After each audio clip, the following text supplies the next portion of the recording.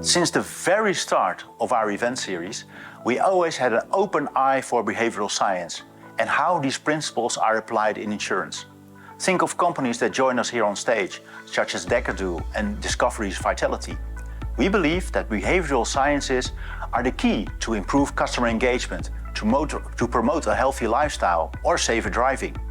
And, combined with AI, they form the foundation for future business models.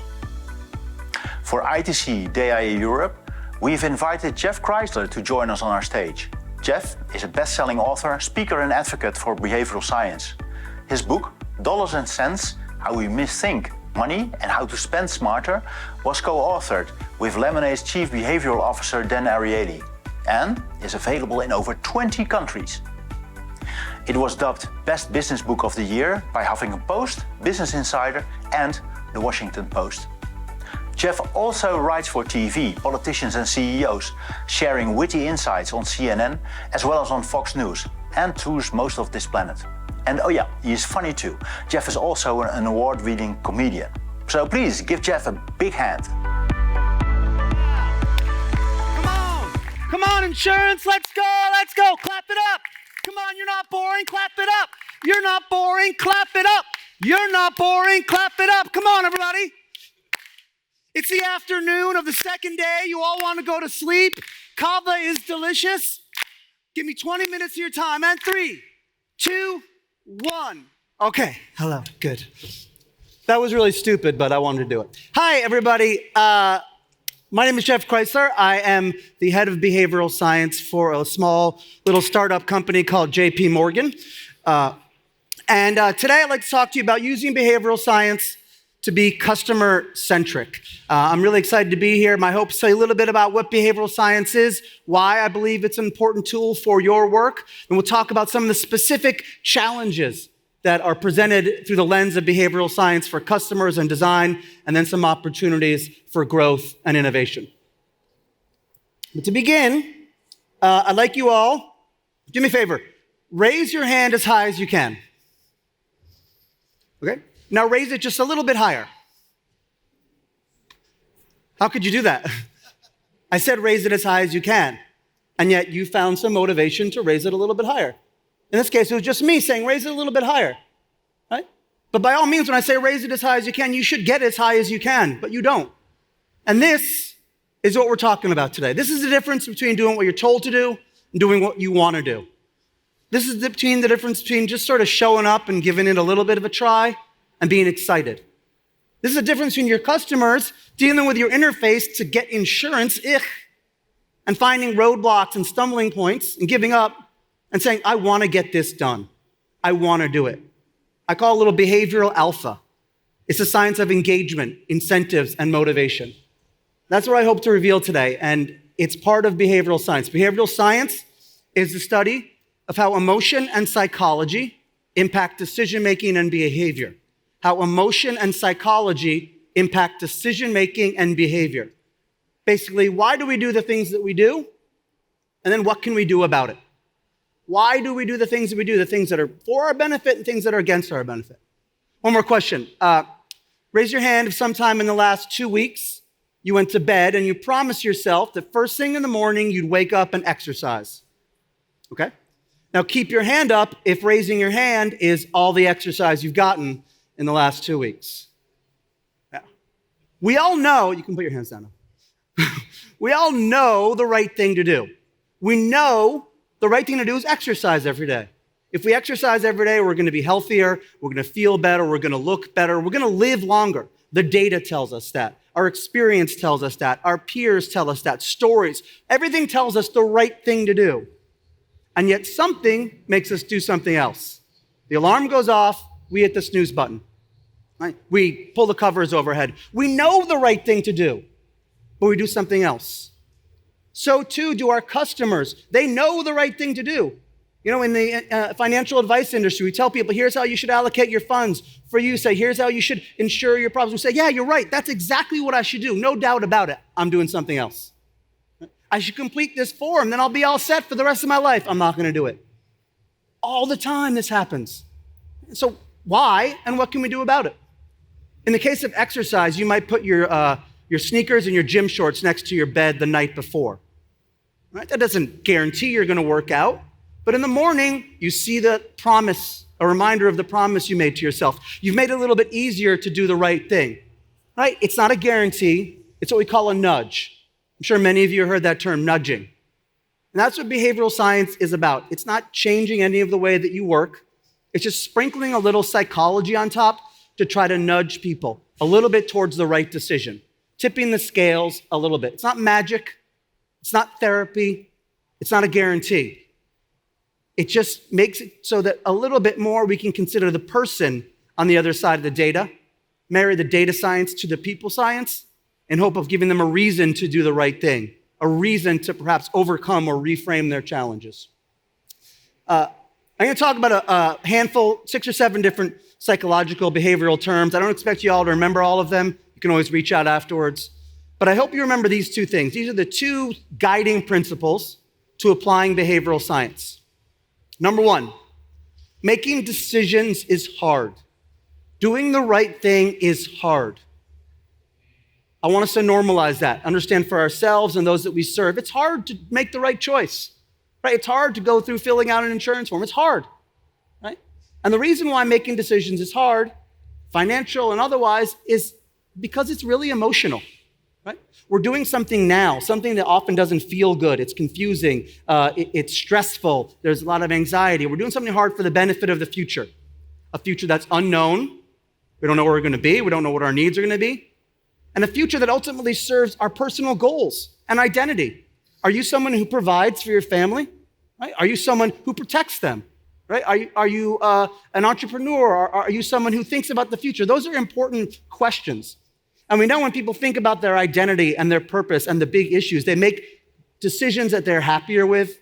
They often make better decisions. But thinking about that stuff is really uncomfortable. I don't know about you, I don't walk through my day thinking like, what's my identity today? What's my purpose? Who am I? Right? I just want to get stuff done. Right? So we have this uncertain and uncomfortable and personal future that we're trying to serve by making a choice right now. And what we all do is we don't do the hard thing. We don't really think about the risks and the probability and the impact. We do the thing that feels good. The thing that squashes that uncertainty. Right? Like everybody I know has homeowners insurance with a $500,000 deductible. Now, everybody I know is doing it. The quick input. My parents never insured. They were fine, so I won't. The quick stuff. Right? Right at the very essence, what it boils down to when you're dealing with a customer, whether you're in whatever industry, you're the expert. Customer comes and interacts with you, whether it's a digital platform or face-to-face or otherwise. That customer doesn't want to leave that interaction becoming an expert in your field. They don't want to know everything that goes into it. They want to leave that moment, turn to their partner and say, I feel good about that. I feel good. That's it. It's that simple. So our challenge is to make all of our expertise and experience and knowledge and design and tech and data and research and everything be something that feels good to that customer, that serves their goals, to simplify it and connect to that emotion. Now, in order to do that, we have to understand the second important principle. We cannot change human nature. We cannot change human nature. We can't change the underlying emotion and incentives and motivations and psychology that guides us all to make often silly mistakes. Right? When it comes to exercise, you're not going to look at me and make me feel guilty and say, have more self-control, be a better person, work out. That's not going to make a difference. Right? But what we can do is we can understand human nature. We can understand why we and our customers and clients, why they do the things that they do. Why is it at page 3 of a 5-page process people drop off? Like, why is it that we make what is going on? What are the emotions there? And when we understand human nature, then we can design systems, frameworks, products and services, relationships, so that we use human nature for our benefit and their benefit, instead of having it be used used against us or them. Then instead of fighting to get people to see things our way, like, don't you see you should do this? Don't you see? Come on, this is in your best interest. Instead of that fight, which we all have all the time, we see things from their perspective. And then we're not in conflict, we're in collaboration. We're not a salesperson, we're a partner. And ultimately, that's the goal. right? That is the goal. We want to make it easy for us to provide the things that we know our customers and clients need and not have it always be a battle. That is the goal, in many ways, of behavioral science, is take all the great experience and data and practice you have and just sprinkle a little bit of that, like, who is this person? What is their human nature? So given that, let's talk about some of the sort of what I call top biases or principles or sort of top elements of human nature that most often are relevant to the work that many of you are doing. And obviously context matters, your particular practice, et cetera. But hopefully some of these will resonate with you. First, mental accounting. Mental accounting is the idea that we think and feel and behave very differently towards our money in particular, depending on the source or the use of that money. Think and feel and behave very differently depending on the source or the use of that money. Right? Money that we get from going to a casino and getting, winning a couple $100 or a surprise bonus. That's fun money. That's extra money, right? Money that we get from an investment or an inheritance or a job. That's serious money. Right? So too, how we allocate money, right? We have sort of different buckets, different mindsets. Like we might have a vacation mindset or mental account, right? That's different than our weekly food budget. I've been on a beach and I've paid $15 for a warm, flat Coca-Cola. I would never do that in the supermarket, right? But I'm in my vacation mental account. Like money doesn't mean anything then, right?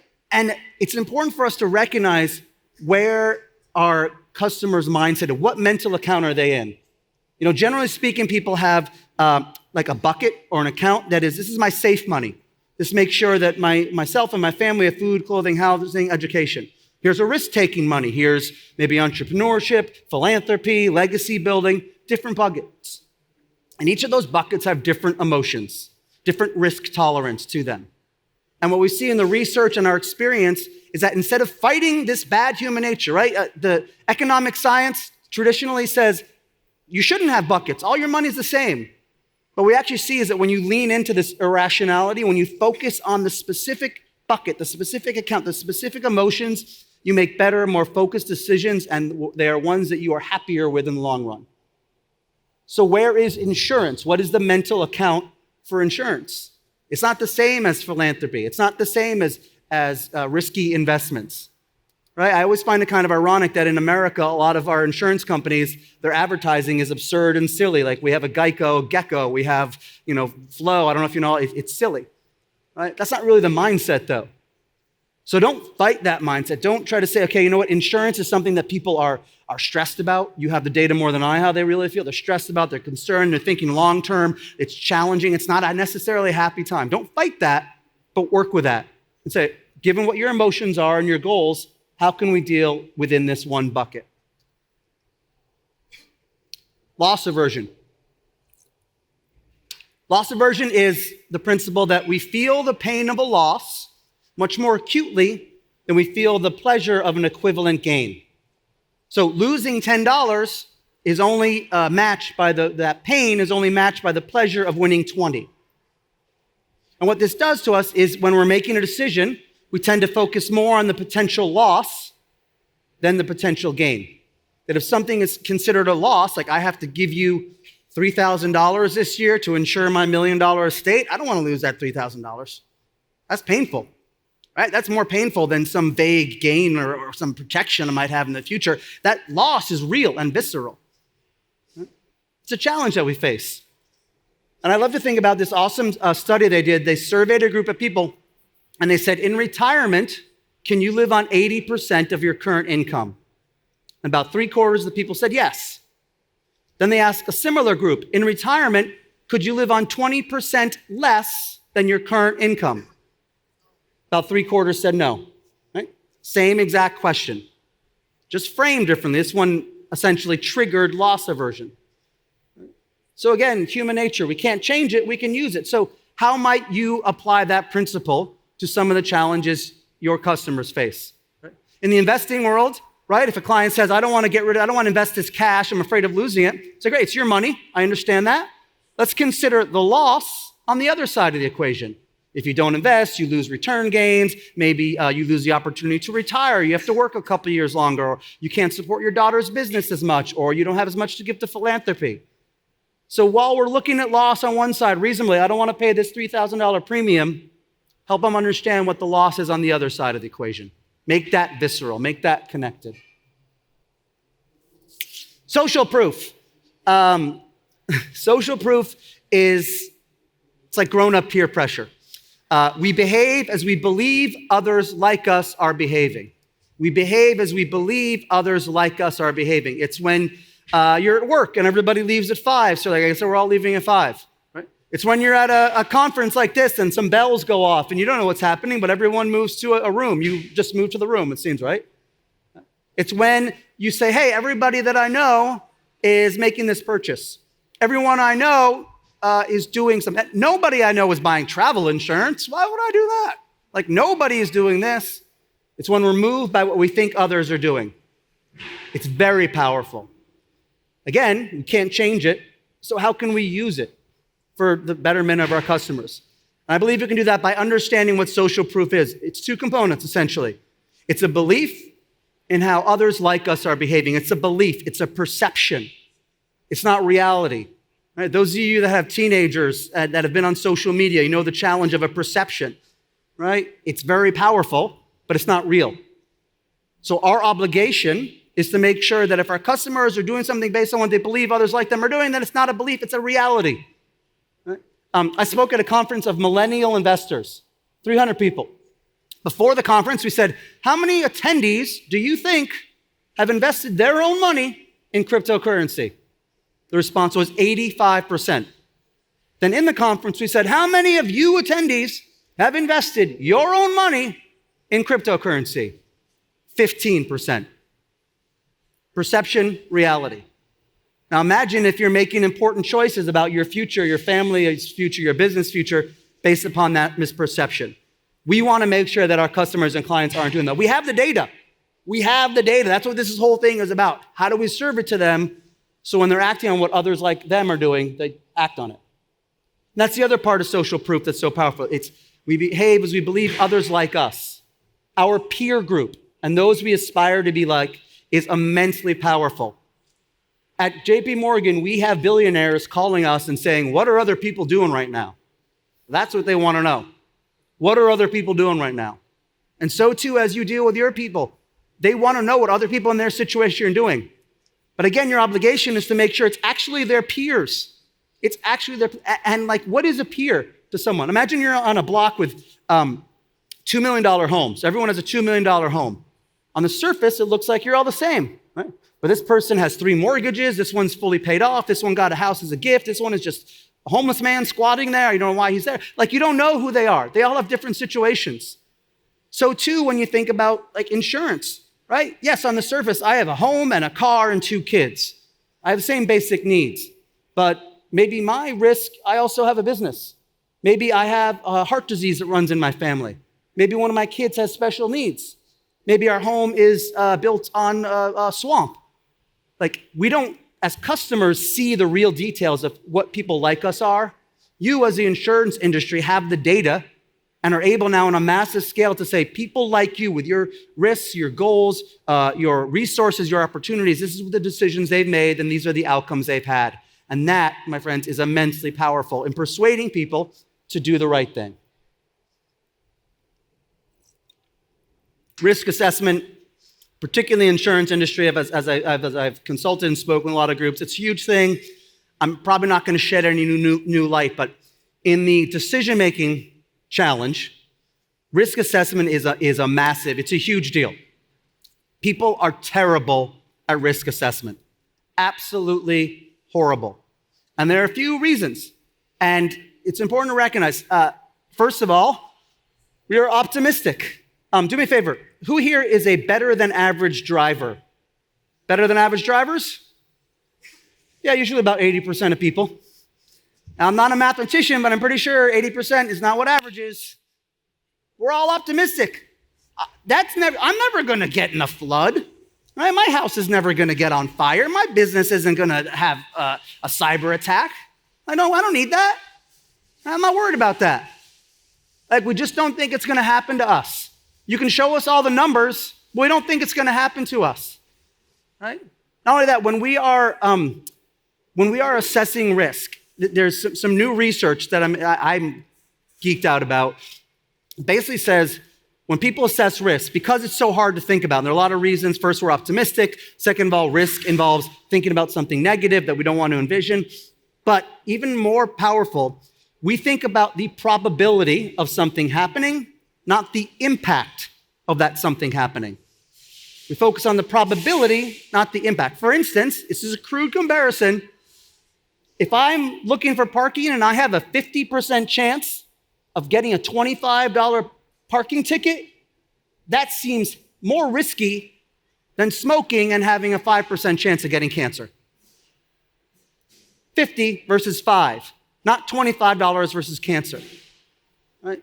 Again, it's new research, it's rough, but it makes sense because how do we assess risk? We're so bad at the risk and the impact, and generally people will always say that they are wise, right? You talk to people saying, if your house is on fire, what are you going to do? Well, I will calmly get up, I'll put my hand on the door to feel, and if it's hot, I'll get my kids and I'll go outside. But then in the moment, your house is on fire, you wake up, you smell smoke, what do? You scream, you run outside, you grab a lamp, and you hang out with your underpants on. What we actually report is our risk is very unrelated to what our real risk is, because it's hard to judge. It's the challenge of self-reporting and trying to analyze. And I don't have the solution except to say, asking people, what's your risk tolerance, is not going to get you an actionable answer. One last thing I frame under challenges, then a few solutions, hopefully. Present bias. This is the big one. This is the exercise question. The emotions of the present, the things we feel right now when we're doing something, greatly outweigh what we might feel in the future. The emotions of the present greatly outweigh on the scale of decision the emotions of the future. In other words, if I'm doing something right now for the future, I'm focused on how it makes me feel right now, not how it might make me feel in the future. In fact, studies show that Jeff today thinks of Jeff in the future, Jeff in 10 years or 20 years, as a totally different person. I literally don't care about that guy. Not only that, between me today and me in 30 years, there's Jeff in 2 weeks, he'll start working out. Right? Jeff in a month will eat better. Jeff in 6 months will call his mom now, and then there's all these other great Jeffs.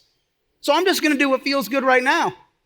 Right? I'm gonna go to the fridge at 2 in the morning and there's a piece of leftover cake. Yeah, Jeff in a couple weeks might feel crappy, but I feel good right now. Right? My alarm goes off. I could exercise. Someone else will do that. I want to stay in bed and go back to my dream. Right? I got to go through this 7-page disclosure, and I got to reveal my financial history, and I got to talk about my health risks, all for a future that might not even happen. Forget that. I'm not going to bother. That's a pain in my butt because I don't care about the future. And this is the challenge that we face, especially in insurance. When that future, it's not like it's do something now and get a prize, right? It's not like give me the pain of $3,000 and I'll give you a gold watch that you can look at and feel. What insurance offers is protection. Protection against a future we don't even want to imagine, let alone unable to imagine. And this is the real challenge that we face. How do we make that future, the benefit of doing the hard thing now, how do we make it emotionally visceral in the present? How do we make it so people give a damn and want to get there? That is our big challenge, is to help our customers not look at the next 6 minutes of going through forms or the next 6 years and 6 decades, connecting to that future. And that's what we have to try to do, make that future personal and visible and emotionally salient and specific. And there's so many ways we can do that. We can harness specificity and the data and the knowledge that we have about people. We see that when you're specific about a future outcome, right? How much money do you want in retirement in 40 years? Gets a number this high. How much money do you want on June 29th, 2063? Gets a little bit higher. Just that specificity. So think about how much salience we can have emotionally, how much connectivity we can build if when we're presenting these ideas and saying, this is for your future, we make it personal. Protecting your paper company, protecting your 2 daughters that are in high school, protecting the things that matter to you emotionally.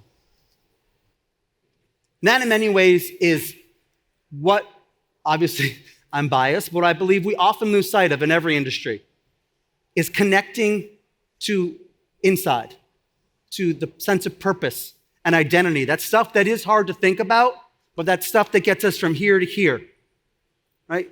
We so often focus on building the world's most amazing red button. Look at this red button. It doesn't matter if nobody wants to push it. You can build the most amazing thing, but if no one wants to use it, no one's willing to do the work to use it, it won't connect with them. So when we think about getting people from here to here, and I'm not discounting all the work that goes into getting here, but that little bit more, I want us to think about intrinsic motivation. Intrinsic versus extrinsic. You can think internal versus external, right? External motivation is stuff like you get a financial reward or you face a punishment, right? If you sell 10 cars this month, you get a $5,000 bonus. If you don't sell 5,000, you get fired. That's how we typically think about incentivizing people and motivating them, is punishment and reward. That gets people to do things, but it doesn't get them deeply connected. It doesn't create habits. It doesn't create meaning and a connection to that process, which is what gets them from here to here. That intrinsic stuff, connecting to people's needs as people, is what gets us from here to here. Right? And there's a whole nother 3-hour talk about all that, but I want to highlight a couple particular things. First is something called the IKEA effect. Everyone here knows IKEA, I assume. There's actually one right here, right? I love IKEA. You go to IKEA, and if you pay attention, you can watch these couples that come in, and over the course of like an hour and a half or 2 hours, these couples, they build the foundation for a really strong, lasting, and meaningful divorce. And it just moves my little... The acoustics in here are really bad for the laughter. I'm sure that you found that. What IKEA's figured out, you go to IKEA, pay $40 for a bookshelf. You take home a box, you open the box, you decipher hieroglyphics, you have extra pieces, missing pieces. You build a bookshelf that's crooked, it doesn't even hold books, falls apart. You care about that more than a $40 bookshelf you got from a different store pre-made. Because you've been part of building this. You've endowed it with your effort and your essence. Right? It's part of you. You're part of building that. And we can think about this IKEA effect in so many contexts. In the workplace, of course, is the easiest thing, being part of building something. But even in the digital interfaces we're offering others, you're part of building your future. This isn't off the shelf, right? You're giving us information. The hard 6 pages of disclosure is so that you can be creating something for you. Being part of building something, building a future, is going to motivate people, not just to go through and design it at that moment, but then when times are tough, to stick to that thing that they've created, to remember there's a reason why they've gotten there. Purpose and identity are also important. Essentially, the question of why. Like, why are you interacting with my digital insurance thing? Why? What's the point? Why do you care? Well, I don't know. Well, why? Remembering our why when we're in tough situations, why it is we're doing something, not the how do we do it, not the numbers associated, but why we're doing it, is such a powerful motivator. There's a guy named Adam Grant. Here comes the music. There's a guy named Adam Grant who did a study, a room full of people at a call center, very boring work, raising money for a scholarship. They had a script. They had no autonomy in their work, simple form that they had to follow. Half the group was giving a letter from a student who had gotten a scholarship through this effort, describing how that had changed their life. They had a reason for their work. They understood the why, the impact. Those people with a letter outperformed those without that context almost 2-to-1. Same work. Right? When they were developing the space program, President John Kennedy apparently went down to NASA, our space program, met a bunch of people. He met a janitor, and he said to the janitor, "Oh, what do you do here?" And the janitor said, "I'm helping put a man on the moon." The janitor cleans toilets and picks up trash. But in his mind, he was part of something bigger. That was his identity. He was helping put a man on the moon. What's going to motivate that janitor to get out of bed on a day when it's raining and he's fought with his spouse and get to work? I'm cleaning toilets, I'm putting a man on the moon. What's going to inspire your customers when they're faced with a 6-page disclosure form, when they have to go contact their bank and talk to their parents about their health care to get all this information? What's going to inspire them to get through that crap? Like, I got to get through this crap so I have a 2% less chance of something maybe catastrophic happening? Or I'm going to be a provider for my family. I'm going to protect everything that matters to me. Right? I'm going to be a leader in my community. I'm going to make sure that all the people whose company, whose families rely on me, are able to be secure. We often lose sight of that why because we're busy designing the how. And that's important, but that extra bit of why gets us to the next step. I want to skip these two for time because I want to talk about this awesome study that's going to take me 17 seconds over. I'm sorry, next person. Okay, so it relates to digital design.